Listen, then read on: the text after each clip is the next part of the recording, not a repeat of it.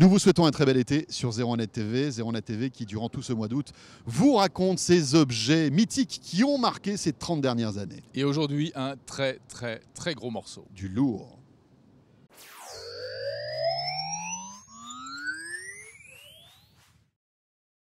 Bon là Jérôme, on est en 2007 et on découvre ce qui va être sans doute la vraie rupture dans le monde du smartphone tactile, c'est l'iPhone tout simplement. Il faut se replonger un petit peu dans le contexte. Début des années 2000, il y a déjà des appareils qui s'appellent des PDA-phones. Bien sûr. C'est-à-dire des téléphones sur lesquels on peut faire un peu plus que téléphoner. Sous Windows Mobile. Oh là là, c'était pas très pratique. Il fallait un petit stylet et on se retrouvait avec l'interface Windows en fait sur un tout petit écran comme ça. Bon, c'était mieux que rien, mais c'était pas très intuitif. Il y avait BlackBerry également. BlackBerry, bien sûr. Et puis c'était le début aussi de petits téléphones portables avec un tactile pas toujours très réjouissant, c'est vrai. Et il y a une marque du nom de Apple Oui. qui n'a jamais fabriqué de téléphone de sa vie, mais qui travaille de plus en plus sur les interfaces tactiles. Et ils ont l'idée de lancer un appareil qui ferait tout ça à la fois avec une très jolie interface qu'on pourrait utiliser du bout du doigt. Is a revolutionary mobile phone. So, 3 things. A widescreen iPod with touch controls, a revolutionary mobile phone, and a breakthrough internet communication.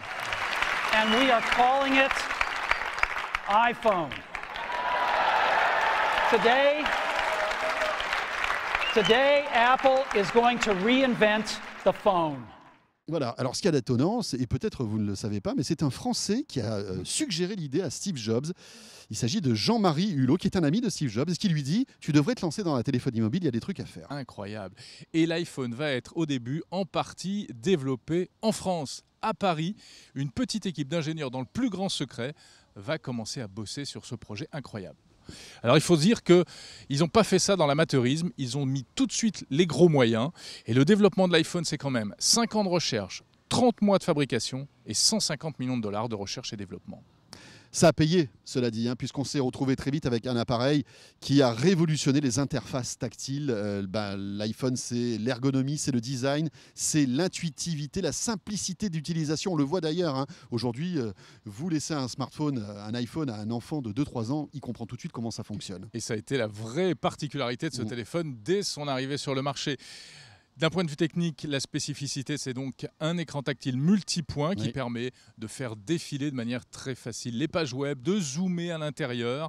Et ça, c'était vraiment du jamais vu. Et c'était aussi le début d'un nouveau système d'exploitation pour Apple, iOS, qui est une reprise allégée de macOS et qui explique donc en grande partie, on va dire, la réussite de ce système. Et savez-vous que sur le premier iPhone, il n'y avait pas d'App Store? Ça n'existait pas, ce système de téléchargement d'applications. C'est arrivé plus tard, en 2008. Et là aussi, c'est un véritable tournant.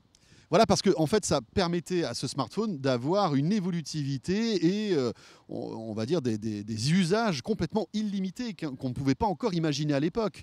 D'ailleurs, l'App Store a été tout de suite un énorme succès. 2009, 85 000 applications. 2014, aujourd'hui, presque 1 million d'applications disponibles. Depuis son lancement, l'appareil lui-même, l'iPhone, dans toutes ses versions, s'est vendu à 500 millions d'exemplaires. Alors, il y a plein de petites anecdotes qui fourmillent autour de la sortie de cet objet mythique. Ouais. Il faut savoir que lors de la présentation, en janvier, cette présentation qu'on peut retrouver sur le web. Le 9 janvier 2007. Voilà, Steve Jobs qui présente comme ça son iPhone devant le monde entier. Eh bien, cet iPhone était truffé de bugs. Il ne marchait pas. Voilà, il y a eu des dizaines et des dizaines de répétitions avant le show de Steve Jobs qui ne fonctionnaient pas. Et bien, malgré tout, pendant la présentation, tout ce que Steve a présenté fonctionnait. C'était presque un miracle. Mais ils ont un petit peu trafiqué les choses, par exemple au niveau du réseau.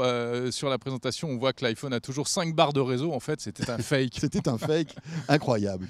Et puis encore un petit saviez-vous que en prime, tiens, au moment de la création de l'App Store, en fait, cette idée-là, Steve Jobs ne voulait pas en entendre parler.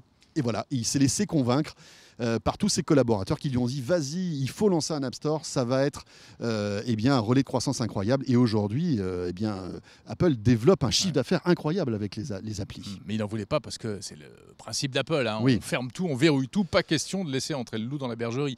Il a bien dû se faire une raison. Voilà ce qu'on pouvait dire sur cet objet mythique qu'est l'iPhone. 01net TV vous fait découvrir toutes ces innovations mythiques de ces 30 dernières années. On se retrouve très vite. Salut à tous.